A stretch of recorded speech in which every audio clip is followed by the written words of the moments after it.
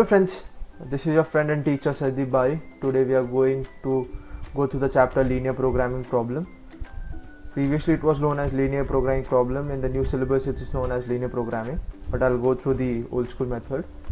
The linear programming problem basically is the term programming in this topic is basically it describes a step-by-step approach to solve these kind of problems. Why the term linear is there? Because we try to solve linear and linear inequations in these chapters. So let's go through the previous syllabus and the new syllabus and see the changes and what Nuclear Academy is going to provide. Previous syllabus: converting business problems into mathematical formulations, areas in which linear programming can be applied, working rule to formulate LPP, solutions of LPP by graphical method, special cases of LPP. LPP basically means linear programming problem.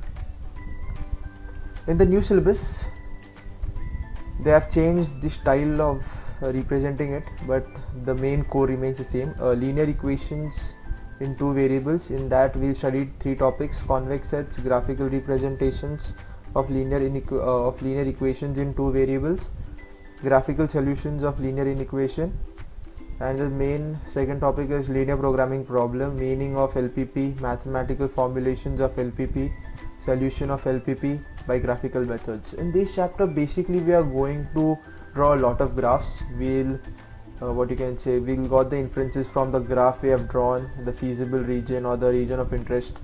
So these plays an important role. The change in syllabus basically is the highlighted part which I have done on the left and the right hand side.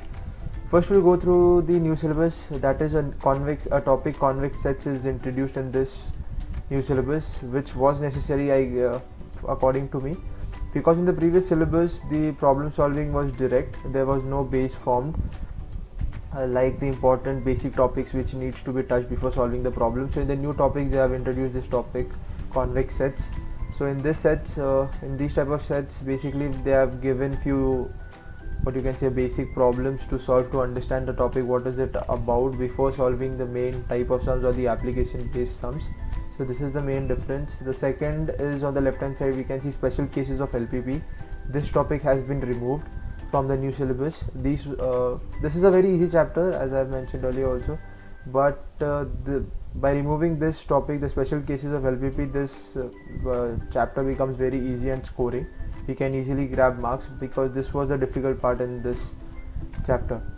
So we will see the change in syllabus in the point wise. Highlighted part, this have the step-by-step approach. Yes, as I had mentioned, a step-by-step approach has been introduced in this chapter. Like first a few easy sums, and then they go from easy to moderate and then moderate to difficult. Made easy, they have made easy. Yes, the type of sums and the complexity remains the same. There is no major change in the type and the quality of sums. So the difficulty level decreased. Yes, because by introducing the step-by-step approach, they have made the exercises easy. As I had mentioned, that the special cases of LPP has been removed, so the difficult part has been chopped off from the new syllabus. Number of sums has been decreased. This is basically the same type of sums like previously there were one kind of or one type of problems were there, and a lot major of sums were focused in that region. So now only a few specific sums, like on a particular topic there are 3 to 4 sums. You need to solve this and you will get a very good idea about how to solve this. Typical sums, no variety. As I told before, there is no change in the type of sums in the previous syllabus and in the 12th syllabus. The new syllabus, easy scoring, and it's easy scoring. So for this, if we go through the previous 12 standard papers or the HSC board papers, we can easily score in this chapter. So this chapter is of 4 marks. Previously also it was of 4 marks. So I don't think there will be any change in this.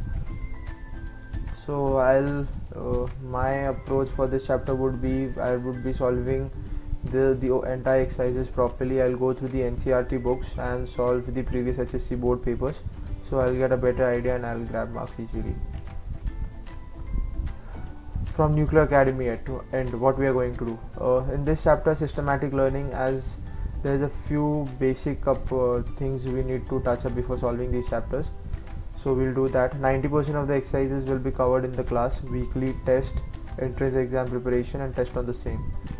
So the main core of the Nuclear Academy remains the same, that there will be a weekly test on the chapters, then we'll have a pen and paper test on the same, and as soon as that chapter gets ended, we'll go for the entrance exam preparations, and as soon as the entrance exam preparation is done, we'll give 5 to 7 days for the student to prepare, and then we'll have the test for the same.